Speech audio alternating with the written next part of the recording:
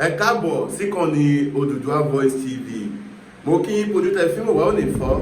Bẹ́ẹ̀ náà ni etí tẹ fi ń gbọ́ wa. Etí náà ní di láṣẹ Elédùmarè.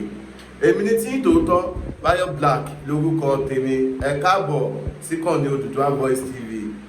Ẹ wo bí kí ló trend òun náà ni a pè ètò tó bá jẹ́ pé gbàkọ́kọ́ ti rè ẹ bá wa ṣí ẹ ṣó yìí ẹ bá wa ṣí ẹ ṣó yìí torí pé kí ni ìkànnì tí ń ṣojú gbogbo ọmọ Yorùbá lágbàáyé, ìkànnì tí ń wá ìrẹ́pọ̀ láàrin lọ́balọ́ba, ìkànnì tí ń so ìrẹ́pọ̀ ọmọ ìlú, olówó, táníkà àti gbogbo ọmọ Yorùbá káàkiri tí ń gbẹnu sọ fún wọn ní ti dáadáa.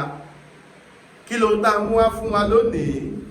Ẹ̀yin tèmi, bí ròyìn yẹn bó ṣe ń jáde ní yàjòyàjò, òun náà ni mo ní pé kí n ṣe kí ni, kí n wá mú wá sétí gbọ́ gbogbo wa, nítorí pé kí ni ìlọsíwájú ilẹ̀ Yorùbá òun làwa ń wá o. Ẹ wo bí gbogbo ọmọ Yorùbá, ẹ jẹ́ ká kọ́kọ́ dúpẹ́ lọ́wọ́ kábíyèsí bàbá wa Olubadan. Ẹ wo bí ìròyìn yẹn rèé, ṣé ẹ ti rí? Torí ẹ̀ tá bá ń sọ fún yín pé ọba kan nọ́mbà 1, ọba kan nọ́mbà 2, ọba kan nọ́mbà 3, ẹ yẹ ká lọ jáwọ́ lápọ̀ tí ó yọ, ká lọ ṣe kí ni, ká lọ gbómi lákaná. Ẹ jẹ́ ká jáwọ́ lápọ̀ tí ó yọ, ẹ jẹ́ ká gbómi lákaná. Ẹ gbọ́, bàbá wa Ládọjà has called for unity among traditional rulers in Yoruba land, encouraging them to prioritize the peaceful coexistence, promotion and preservation of Yoruba culture and tradition. Ẹ bá gbé títóbi fọ́lọ́run, ẹ bá gbé títóbi fọ́lọ́run. So irú ọ̀rọ̀ tó tó yìí ó lè jàbọ́ lẹ́nu àwọn lọ́balọ́ba wa. Ṣé rí pé iṣẹ́ Chief Dr. Sunday Igboho ti ń yọ? Ṣé rí pé ìṣọ̀kan tí Chief Dr. Sunday Igboho ń pè fún?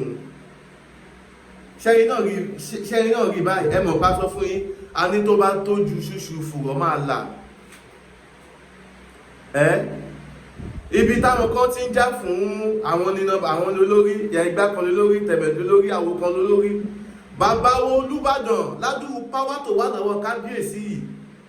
Ẹ má yẹ ká tọra wa ní 2021, olóṣèlú àkọ́kọ́ tó kọ́kọ́ bẹ ìjọba Buhari, the first politician tó jẹ́ olóṣèlú tó kọ́kọ́ bẹ ìjọba Buhari on behalf of Chief Dr. Sunday Igboho. Gbogbo ìwé ìròyìn ló gbé, na Punch News ló gbé, tí bàbá wa Rasheed Ládọjà tí wọ́n jẹ́ former governor for your state, tí wọ́n bẹ ìjọba àpapọ̀ láti fún Chief Dr. Sunday Igboho ní amnesty láti 2021. Ẹ wá wò lọ́jọ́ tòní o, bàbá Ládọjà máa ti di Olúbàdàn.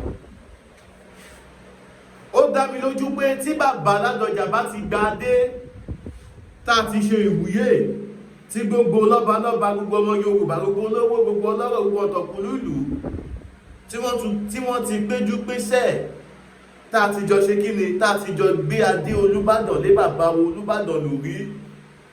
Ẹ wo bí mo sọ fún yín, a máa mọ ọba tó jẹ́ number 1, action la máa fi mọ̀. Ẹ má jà tọ́ra wa. Ọba tó bá lè mú Chief Dr. Sunday Igboho sẹ́yìn tó di ọ̀dọ̀ President Bola Ahmed Tinubu. Ẹ wò, kí n tó yọ̀nà ọ̀rọ̀ yẹn, ẹ yẹ kí n dọ́dọ̀ Prophet Táíwò, bàbá orí òkè àṣẹ àti agbára, tí bá padà dé màá wá gbé yín débẹ̀. Mo pàṣẹ sínú ayé tó lè rí àmì ṣe láti òní lọ, lábẹ́ àhámọ́ ogun tí ayé yẹn wà, lórúkọ Jésù agbára Ọlọ́run kò tù yín sílẹ̀. Dádì àti mọ́mì, Olúwa rán mi sí yín sà. Kí ló ń tẹ̀ ńlá kọjá tó dàbí pé ẹ rò pé kò sí ọ̀nà àbáyọ mọ́? Olúwa ní kí n sọ fún yín pé kẹ́ má sọ ìrètí nù. Ọ̀nà àbáyọ ṣì wà fún yín tí ó bá ṣe é ṣe fún Ọlọ́run láti jí Lásárù dìde kúrò nínú òkú ọjọ́ 4 tó ti rùn. Olúwa náà ṣetán láti dá yín lóhùn. Ohunkóhun tó wù kẹ́ máa là kọjá. Ṣé ẹ̀ ń wá àwọn ìbéèrè ni? Ṣé iṣẹ́ yín ni ò lọ déédéé? Ṣé ẹ̀ ń wá ọ̀nà àbáyọ? ìgbéyìí lórí ìgbéyàwó rẹ ti ní ìṣòro tẹ̀ ń là kọjá ni ohunkóhun tó ń kẹ́ máa là kọjá. ẹ jẹ́ àjọ gbàdúrà papọ̀ ẹ jẹ́ àjọ wá ojú Olúwa kò sí tó Olúwa ò lè ṣe ẹ̀rọ ìbánisọ̀rọ̀ tẹ́ fi máa bá mi sọ̀rọ̀. òun náà ni +234 70 25 47 54 27. Ẹ káàbọ̀ padà ẹ̀yin èèyàn mi. Ẹ jọ̀ọ́ tó bá jẹ́ pé bá kọ́kọ́ tí ń rè tẹ́yìn ṣe ń wà ní kọ́nì yìí ẹ má gbàgbé láti bá wa share. Àǹfààní dẹ̀ wà fún yín fún ìpolówó ọjà yín. Ẹ jẹ́ ká bá yín polówó nǹkan tẹ́ ń tà kájé dẹ̀ ṣe kí ni kájé bugbájẹ ẹ má gbàgbé ìpolówó ọjà òun làgúnmòwò. Oduduwa Voice TV onáàlẹ̀ tí ń wò wà báyìí Bayo Black lórúkọ tèmi. Ẹ káàbọ̀ sórí ètò yín ètò wa kí ló ń trend. Ẹ wò èmi ní tí tòótọ́ ọ̀rọ̀ tí bàbá wa kábíyèsí Olubadan ti ilẹ̀ Ìbàdàn tí wọ́n jẹ́ former governor Ọ̀yọ́ state Rasheed Ládọjà ẹgbọ́n tí wọ́n sọ. Bàbá ìpè fún peace and unity láàrin lọ́balọ́ba traditional rulers gbogbo ilẹ̀ Yorùbá. Bàbá jẹ́ kó di mímọ̀ fún wa wípé tí kò bá sí peace tí kò sí ìrẹ́pọ̀ báwo la ṣe fẹ́ gbé ilẹ̀ Yorùbá ga, báwo la ṣe fẹ́ elevate àṣà àti ìṣe wa ní ilẹ̀ Yorùbá. Ìdí ni ìtàbí sọ fún yín pé ẹ wo bí páńṣẹ́ òfura páńṣá jáná àjà òfura àjà jìn bó nílé ò bá fura o lè ní oko àwọn ọmọ Yorùbá. Ẹ jẹ́ ká ṣera wa lọ́kan, ẹ jẹ́ ká ṣera wa lọ́kan. Orí pé Tinubu ò dá kíní kan ò dá igbá kan ló dá owó kan ló dá. Ìgbòho jáde àwọn kan support ẹ̀ àwọn kan ò support ẹ̀. Tinubu jáde àwọn kan support ẹ̀ àwọn kan ò support ẹ̀. 2027 kẹ̀lò ti dé tán yìí. Almost every day dẹ̀ni àwọn ọmọ Yorùbá fi pariwo ẹ kí igbá kan àwo kan igbá kan àwo kan. Kò sí ìwé ìròyìn tí ó gbé nípa àwọn bandit, àwọn Fúlàní darandaran kò tiẹ̀ ló ń kà. Ẹ wo iye ọ̀nà tó ti ń ṣọṣẹ́, ẹ wo iye ọ̀nà tó ti ń ṣọṣẹ́. Kọ́lọ́n kó ṣàánú wa lórílẹ̀‐èdè ilẹ̀ Nàìjíríà. Gbogbo ẹ̀yin àgbàgbàgbàgbàgbàgbà ilẹ̀ Yorùbá, gbogbo ẹ̀yin ẹgbẹ́ tẹ́ ń pè fún òmìnira ilẹ̀ Yorùbá, bẹ́ẹ̀ bá ṣe ń jà fún òmìnira ilẹ̀ Yorùbá ẹ̀bẹ́ náà ló ṣe yẹ kẹ́ ẹ máa jà fún báwo ni a ṣe fẹ́ ní olórí gidi lókè. Torí pé kí ni ẹ má jẹ́ ká tanra wa, if you cannot beat them you join them. Kò dẹ̀ sí béèyàn ṣe máa ṣe gbà kan lọ́wọ́ ìjọba tó wá máa bájọba ṣọ̀tá. Ẹ má ṣe rí honestly speaking eléyìí tá à ń ṣe yìí lójú ẹlòmíì ó máa ní àwa polówó fólóṣèlú. Eléyìí ò kì í ṣọ̀rọ̀ ọ̀rọ̀ ìpolówó.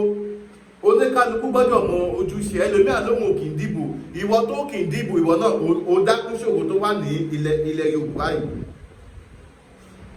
Dandan ni ìdìbò bá wáyé ká má àánú láti tanra wa.